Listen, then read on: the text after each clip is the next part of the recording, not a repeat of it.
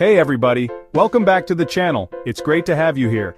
If you're new here, make sure to subscribe and hit that notification bell for more tips and insights about PhD life, academia, startups, and content creation. So, you're thinking about getting a PhD? That's awesome. It's a challenging but incredibly rewarding journey. But before you dive headfirst into applications and research proposals, there are a few things they don't always tell you, like ever. In this video, we're going to pull back the curtain and reveal 5 insider secrets that no one really tells you before starting a PhD. Let's dive in. Okay, let's talk about the elephant in the room. The big cheese, the head honcho of your PhD journey, your supervisor. This person is not just a mentor. They are the linchpin of your entire academic experience. This is not an exaggeration, folks. The relationship you build with your supervisor can be the difference between a smooth, enriching journey and a tumultuous, stressful ordeal. Your supervisor can make or break your PhD experience. They hold the keys to your academic kingdom. I'm talking sunshine and rainbows versus like existential dread. It's a stark contrast, and it's all too real. See, some supervisors are amazing. They are the guiding lights who help you navigate the complexities of your research. They're supportive, they're responsive, they actually want you to finish your PhD, which, seems obvious, but trust me, it's not always a given. They provide timely feedback and are genuinely interested in your progress. They're invested in your success, both academically and personally. They understand the balance between work and life. They get that you're a human being with a life outside the lab. They encourage you to maintain a healthy work-life balance. Then there are the others, the ones who seem to have forgotten what it's like to be a student, the ones who are MIA most of the time, leaving you to fend for yourself, who are super demanding but not in a good way, piling on unrealistic expectations without offering the necessary support, who micromanage your every move, stifling your creativity and independence. It's like they think a PhD is about crushing your soul, not expanding your mind. They forget that the goal is to foster growth, not fear. So, how do you avoid the landmines and find the supervisor of your dreams? Research, my friends, research. This is your first and most crucial step. Before you even think about applying to a program, stalk your potential supervisors. Dive deep into their academic history, and I mean stalk them academically. Read their papers, understand their research trajectory, check out their research interests, and see if they align with yours. See if they've won any awards, because, hey, everyone loves a winner, right? Awards can be a good indicator of their standing in the academic community. But most importantly, talk to their current and former students. This is where you'll get the unfiltered truth. This is where the real dirt is, people. These conversations can reveal the day-to-day realities of working with that supervisor. Ask them what it's like to work with this person on a daily basis. Are they approachable? Do they foster a positive working environment? Do they give feedback in a constructive way? Constructive feedback is essential for your growth and development. Do they actually care about their students' well-being? A good supervisor will be invested in your overall well-being, not just your academic output.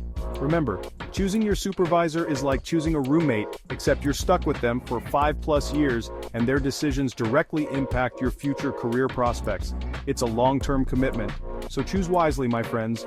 Your future self will thank you for it. So choose wisely, my friends. Your future self will thank you for it.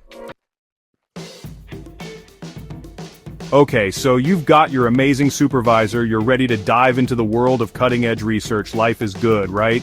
You've got your lab coat on, your experiments planned, and a head full of ideas. Well, hold on to your pipettes, because here comes secret number 2. PhD programs are not just about research, they're a highly competitive environment. It's a battleground of intellect and perseverance. Think of it like this. You've got a bunch of brilliant minds all vying for the same limited resources, funding, publications, recognition. It's a constant race to prove your worth. It's like the Hunger Games, but instead of fighting to the death, you're fighting to get your research published in a top-tier journal. The stakes are incredibly high. And it's not just about competing with other universities or research groups. The competition is everywhere. Oh no, my friends, the real competition often happens within the lab itself. It's a microcosm of the larger academic world. I've heard stories of labs where students are pitted against each other, working on the same project, but in secret, each one trying to outdo the other. It's a silent battle of wits and endurance. Now, I'm not saying that all labs are like this. There are many that foster a collaborative and supportive environment, but it's something to be aware of, especially in highly competitive fields.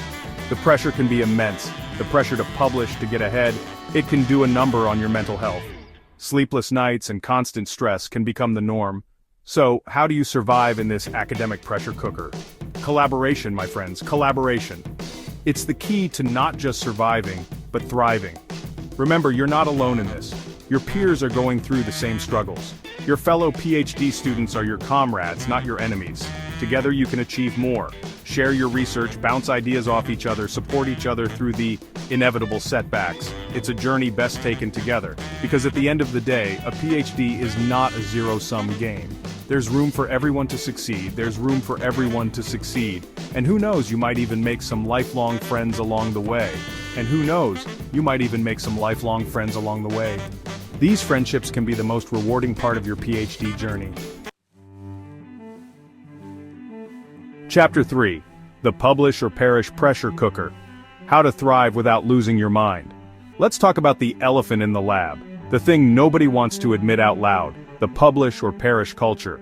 It's like a dark cloud hanging over every PhD student's head. You know the deal.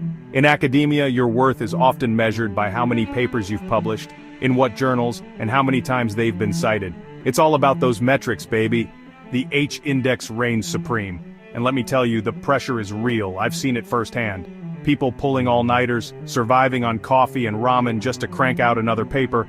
The cycle of exhaustion and stress seems never-ending, and don't even get me started on the peer review process. It's like having your soul dissected by anonymous critics who may or may not have actually read your work. The feedback can be brutal and demoralizing. But here's the thing. While publishing is important, it's how you get a job after all. It's not the be-all and end-all of a PhD. There are other aspects of your academic journey that matter just as much. Don't let the pressure to publish consume you. It's crucial to maintain a balance. Remember why you started this journey in the first place. The love of research, the thirst for knowledge, the desire to make a meaningful contribution to your field. These motivations are what should drive you, not just the need to publish. So how do you navigate this minefield without losing your sanity? It's a question every PhD student grapples with. First, start thinking about potential publications early on. This proactive approach can save you a lot of stress later. Talk to your supervisor, develop a publication strategy, and set realistic goals. Having a clear plan can make the process much more manageable. Don't try to do it all at once. It's easy to get overwhelmed if you take on too much. Rome wasn't built in a day, and neither is a groundbreaking research paper. Take it one step at a time. Second, focus on quality over quantity. This is a crucial point that often gets overlooked. It's better to have a few high-impact publications than a dozen mediocre ones. Quality work will always stand out. And finally, remember that your mental health is more important than any publication. Your well-being should always come first. Take breaks, exercise, spend time with loved ones, and don't be afraid to ask for help when you need it. These activities are not just distractions, they are essential for maintaining your mental health and overall well-being. Chapter 4. The Work-Life Balance Tightrope. How to juggle a PhD and a life. Yes, it's possible. Alright, let's talk about something near and dear to my heart: work-life balance. Now I know what you're thinking. Hank, you're talking about a PhD, right? Where work-life balance goes to die. And yeah, I get it, a PhD is demanding. You're constantly juggling research, coursework, teaching, conferences, and maybe even a side hustle or two. It's easy to get caught up in the whirlwind and forget that you have a life outside the lab. But here's the thing, neglecting your personal life is a recipe for burnout. And trust me, burnout is real, folks. It's like hitting a wall, except the wall is made of exhaustion, self-doubt, and a deep-seated hatred for all things academic. So, how do you avoid becoming a statistic? How do you find that elusive work-life balance? It's all about setting boundaries, my friends. Create a schedule and stick to it. Designate specific times for work and specific times for personal life. And when you're off the clock, be off the clock. Don't check your email, don't think about your research, just relax and recharge. Remember, taking care of yourself is not selfish, it's essential. You can't pour from an empty cup. So, make time for the things you love, whether it's spending time with family and friends, pursuing hobbies, or just binge-watching your favorite show. A happy PhD student is a productive PhD student. Chapter 5. Beyond the PhD Bubble. How a PhD equips you for life, not just academia. Here's the thing about a PhD that they don't always tell you. It's not just about becoming an expert in a very specific, often obscure field of study. Don't get me wrong, that's a big part of it, but it's also about developing a unique set of skills that will serve you well, no matter what path you choose after graduation. I'm talking about skills like critical thinking, problem solving, resilience, adaptability, the ability to synthesize vast amounts of information, and communicate complex ideas clearly and concisely.